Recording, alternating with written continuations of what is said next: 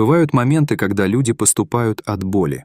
Этот мальчик внезапно кричит на собаку, а затем происходит нечто шокирующее.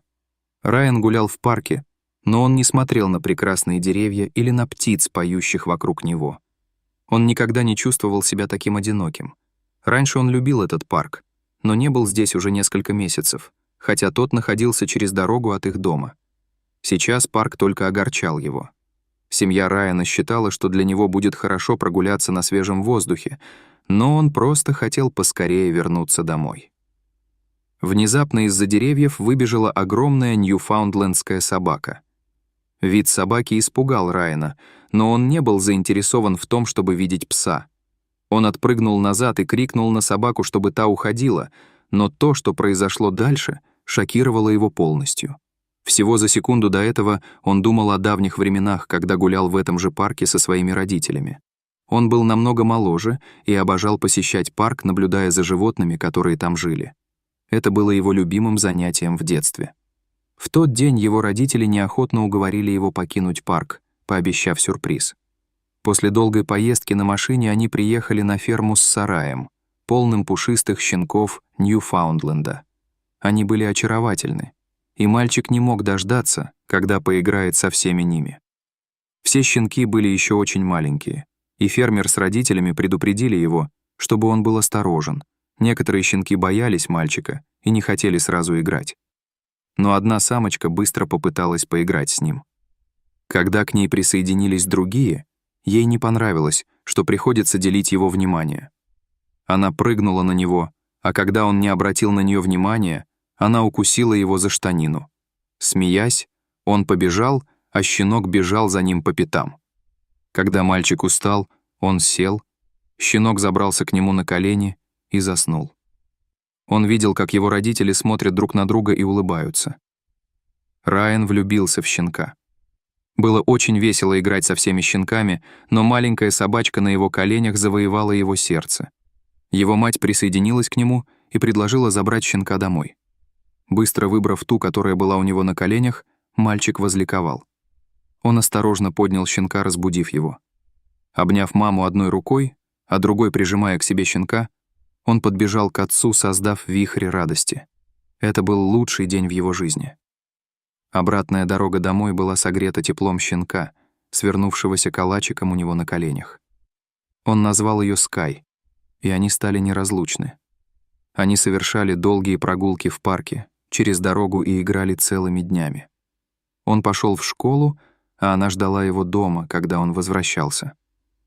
Скай была особенной. Когда умер дедушка Райана, именно щенок просидел с ним часами, пока он был в шоке. Они выросли вместе.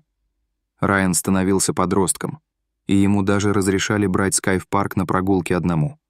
С годами ее когда-то неистощимая энергия стала угасать, и Райан видел, что ей тяжело совершать длинные прогулки.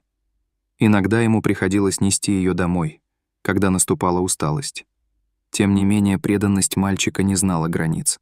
Скай была его лучшим другом, и он был готов на все, чтобы дать ей шанс и дальше совершать их совместные приключения.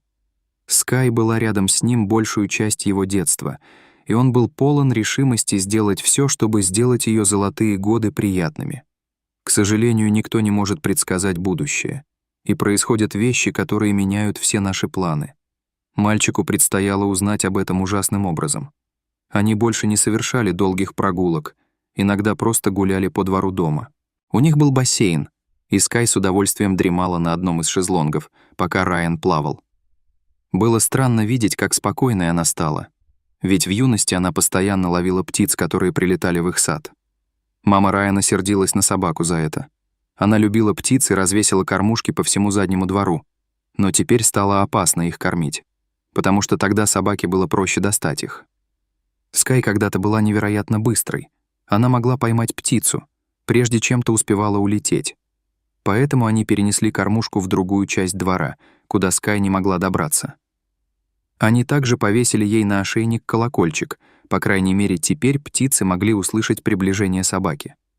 Но с возрастом в этом не было необходимости, она замедлилась и больше не была такой быстрой. Спустя более 10 лет птицы в их дворе наконец были в безопасности.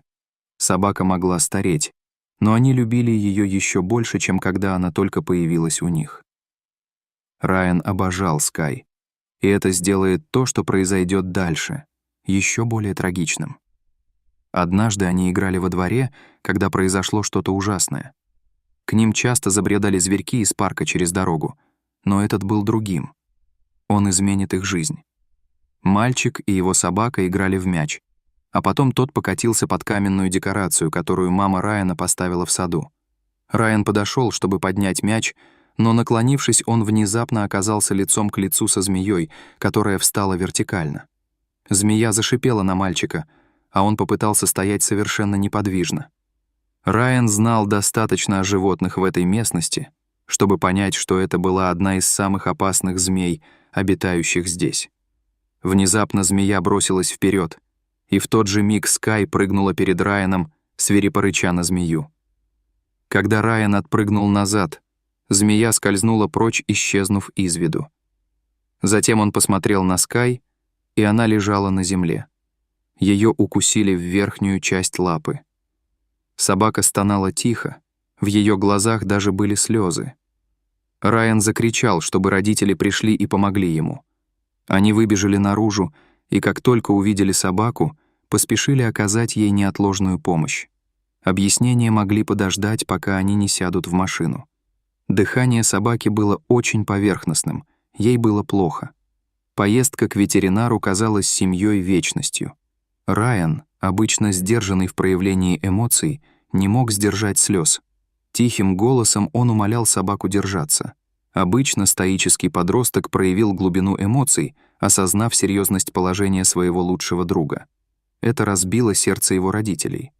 Они тоже любили собаку, но беспокоились за сына. Что если с собакой что-то случится? Она была ранена, защищая его, и казалось несправедливым, что она потеряет из-за этого жизнь. Она просто должна была выжить. Мучимая болью, но цепляясь за жизнь, они спешно доставили собаку к ветеринару. Последовали срочные действия, противоядие, вливание, аккуратное удаление поврежденных тканей от укуса змей. Но в напряжении момента все, что они могли, это ждать. Они болели за нее, но собака была очень больна. Она также была уже стара. У нее не осталось прежних сил для борьбы. На нее не пойти. Семье пришлось оставить ее в клинике на попечение врачей. Она спала и меньше страдала от боли, но все равно было очень тяжело оставить ее там после возвращения домой, и подтверждение отсутствия змей все, что они могли, это ждать. Несмотря на доверие ветеринару, который заботился о ней с щенячьих лет, стали очевидны пределы действия лекарств. Инфицированная лапа представляла серьезную угрозу, что привело к сложному решению. Ветеринар, осторожный насчет ампутации, предупредил, что ей придется приспособиться к жизни с 3 лапами. Родителям Райана пришлось принять трудный выбор. Семья навестила собаку в клинике. Как бы плохо ни чувствовала себя Скай, ее хвост все равно вилял, стоило ей только увидеть Райана. Глядя, как он сидит и держит ее, они поняли, что не могут сдаться, не сделав всего возможного. Они разрешили ветеринару попытаться прооперировать Скай. Собака пережила операцию, но ей не становилось лучше. Она просто была слабой и больной. Ей также сильно болело. Все выглядело плохо. Она начала впадать в кому. Они больше ничего не могли сделать. Они дали Райану попрощаться с ней в последний раз и вынуждены были отпустить ее. Это был ужасный момент. Это была первая собака-питомец Райана, и он не мог представить жизнь без нее. Но теперь ему пришлось столкнуться с жизнью в одиночестве на некоторое время. Райан злился на весь мир. Он винил себя, и это делало его сердечную боль еще хуже. Он не хотел играть на улице или гулять. Во дворе были плохие воспоминания, потому что там Скай получила травму. Парк через дорогу хранил слишком много хороших воспоминаний, потому что, гуляя там, он постоянно скучал по ней. Прошли месяцы, а он все еще сильно горевал. В тот день его родители велели ему прогуляться минут на 10. Он думал о Скай, гуляя по парку, где они создали бесчисленные воспоминания. Именно тогда он увидел собаку в парке. Пес напомнил ему Скай, и это вновь разбило его сердце. Это также была большая ньюфаундлендская собака. Когда Райан увидел, что тот выходит на тропинку, его первым инстинктом было подойти к нему, чтобы проверить, все ли с ним в порядке. Но это расстроило его. Он не хотел видеть другую собаку прямо сейчас и повернулся, чтобы уйти в другом направлении. Пёс попытался последовать за ним. Именно тогда мальчик внезапно закричал на собаку. Он закричал, чтобы тот просто ушел. Затем произошло нечто потрясающее. Собака села и завыла. Он звучал так же печально, как Райан себя чувствовал. Мальчик попытался уйти, но не смог этого сделать. Как только он повернулся и пошел к нему, хвостик собаки начал вилять. Он был очень грязным, но, похоже, относительно хорошо ухоженным. Его шерсть не была такой длинной, как у Скай, когда ей долго не стригли. На собаке был ошейник, но без жетона. Райан не мог просто оставить его там. Он поднял щенка и понес домой. Все время, пока мальчик шел домой, собака лизала его, но он постоянно напоминал себе, что это не его пес. Просто потому, что собака нуждалась в нем в данный момент. Это не значило, что он должен привязаться к ней.